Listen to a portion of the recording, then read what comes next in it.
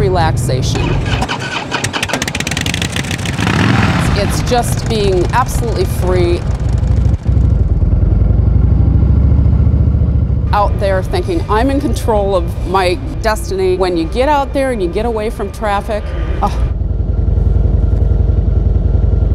Karen Davidson has been riding since she was 9. She has motorcycling in her blood.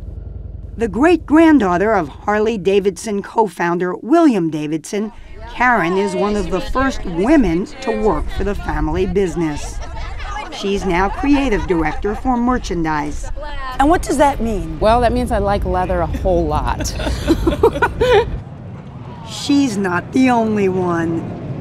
And as we learned at Daytona's famous Bike Week earlier this month, women are the fastest growing segment of the motorcycle buying population. About 23% of all U.S. motorcyclists are women. Karen Davidson says anyone can learn to ride. So now you're on run right now, and you've got your clutch pulled in. Right. So we're gonna have you start the engine, okay? All right. So you're not gonna go anywhere. Put your hand over there, and then when you put your thumb on here and press and hold it for a second. You're rolling.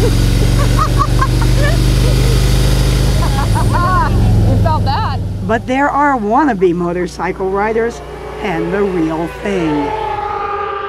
Women like 26-year-old Melissa Paris. She races against male riders, going 168 miles an hour on the Daytona Speedway. I'm told you're the fastest woman around. Is that true? It's definitely not my ultimate goal just to be the fastest girl, so I'm just trying to focus on being as fast as everyone else. It's the only sport I know of where we're on a level playing field with men.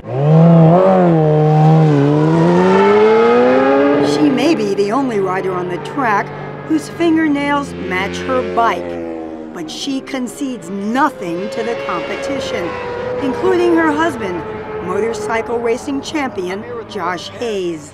Who's faster? Right now, he is. Right now? Yeah, it depends what we're doing. We are competitive in everything we do. I mean, we have our go-kart race times posted on the refrigerator, so yeah, we're competitive, and you know, I hope to be racing with him soon. Melissa is closing in on a top 10 run here. At this year's Daytona 200 race, Paris was steadily moving up to 10th in the pack. Then, with just 8 laps to go, No. It just lost the front end. Despite the wipeout, she walked away with only a mangled finger. But Paris concedes that the dangers of motorcycle racing have forced some limits on her life. I'm a girl, I'm a woman, and I want kids one day, but obviously, while both parents are out doing death-defying feats on the racetrack, it's probably not the time for it. So, plenty of time later. Of course, Melissa Paris is part of a proud tradition. Women were always riding motorcycles. They were brave, they were adventurous. Christine Summer Simmons was so taken by photos and stories of the earliest American motorcycle girls that she documented them in a book. Trailblazers like the Van Buren sisters. In 1916, they became the first women to ride their motorcycles across America. There's Bessie Stringfield, who carried classified documents for the U.S. military in World War II, and Clara Wagner, the first American woman to enter a motorcycle endurance race, Chicago to Indianapolis in 1907. It's right 390-something miles, and she won. She didn't just ride in it, she won. But they wouldn't give her a medal because she was a woman. So Chris Simmons has a personal understanding of the romance of motorcycles. She met her husband, Pat Simmons, co-founder of the Doobie Brothers Band, at a motorcycle rally 23 years ago. Had you ever dated the girl before you met her who was really a serious motorcycle rider? Never. And was that part of the charm? Definitely. And I would never date a man who didn't have a motorcycle. Never once. While women motorcyclists in the early years drove their own bikes, by the 1950s, they started being portrayed as subordinate, riding behind men like Marlon Brando in The Wild One. And then came the image of hard-bitten motorcycle mamas. A lot of women didn't want to associate with that. You know, they were like, oh, I'm not doing that. That's for those kind of women, you know. They felt you were a tramp. Yes, I've been called names. But 84-year-old Gloria Struct, That's me.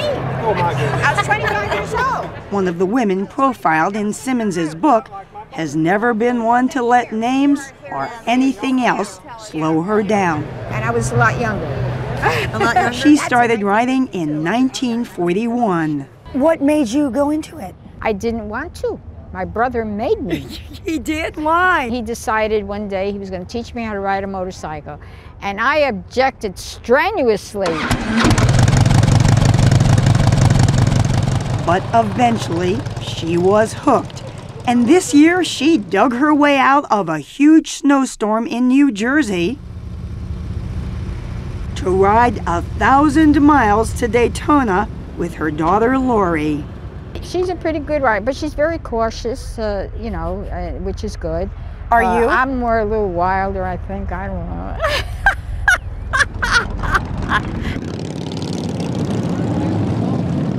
Struck rides a 2004 Harley, not modified for her in any special way.